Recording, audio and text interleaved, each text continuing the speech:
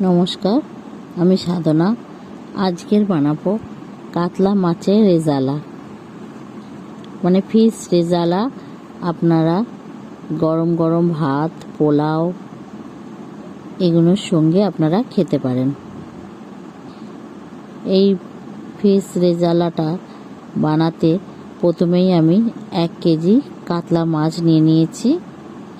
এবার এর মধ্যে এগুলোকে আমি ভালো করে ধুয়ে নুন, স্বাদ পরিমাণ মতো নুন দিয়ে দিলাম, আর দিয়ে দেবো নুন দিয়ে ভালো করে মিশিয়ে নেব।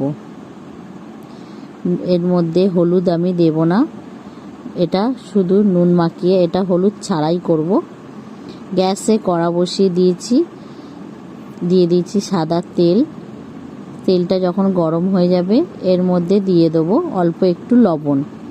লবণটা দেওয়ার কারণ হচ্ছে যাতে মাছগুলো কড়ার সঙ্গে কামড়ি না খায়। মাছগুলোকেও আমি 2 পিঠ লাল লাল করে ভেজে নেব। এদিকে 2 বড় সাইজের পেঁয়াজ আমি একটু সেদ্ধ করে নেব, আর এর কিছু উপকরণ আমি বেটে নেব। কাজু, চালমগজ, পোস্ত আর একটু কাঁচা লঙ্কা, আর দিয়ে দেবো 4 থেকে 5 চামচ মতন দই দিয়ে এটাকে একটা পেস্ট তৈরি করে নেব। এদিকে মাছগুলো আমার লাল লাল করে ভাজা হয়ে গেছে, আমি এগুলোকে তুলে নেব।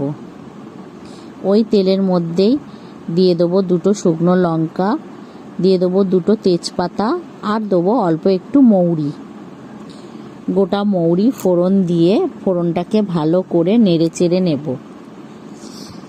ফোড়নটা ভাজা হয়ে গেলে সেই সেদ্ধ করে রাখা পেঁয়াজটা আমি পেস্ট করে এর মধ্যে দিয়ে দিলাম। এই পেঁয়াজের পেস্টটাও ভালো করে কষিয়ে নেব।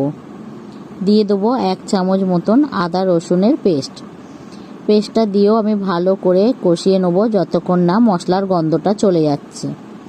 এবার দিয়ে দেবো কাজু, কিশমিশ, চালমগজ, কাঁচা লঙ্কা ও দইয়ের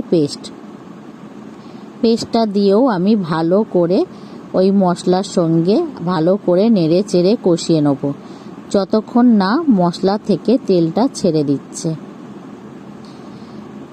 ভালো করে নেড়ে চেড়ে মশলাটাকে কষিয়ে নিতে হবে। এটা অনবরত নাড়তে হবে, কেননা কাজু বাদাম আছে, তাই এই মশলাটাকে অনবরত নাড়তে হবে। দিয়ে দেবো 1 চামচ মতন ধনে গুঁড়ো, জিরের গুঁড়ো, দিয়ে দিয়েছি স্বাদ মতন লবণ, আর অল্প একটু চিনিটা দেওয়ার কারণ হচ্ছে টক দইটা দিয়েছি তার ব্যালেন্স ঠিক রাখার জন্যে। আমার মশলা থেকে পুরো তেলটা ছেড়ে দিয়েছে। এবার এর মধ্যে দিয়ে দেবো অল্প করে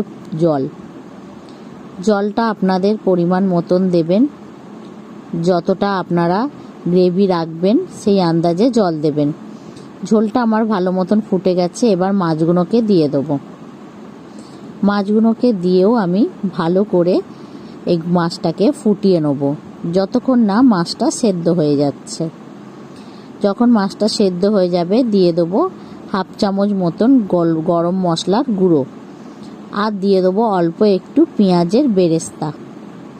পেঁয়াজের বেরেস্তাটা আপনারা দিতেও পারেন, না দিলেও অসুবিধা নেই। পেঁয়াজের বেরেস্তাটা দিয়েও আমি ভালো করে নেড়ে নেব। নেড়ে 2 মিনিট মতন ফুটিয়ে মাছটাকে নামিয়ে নেব। আমার মাছের রেসিপিটা কমপ্লিট হয়ে গেছে।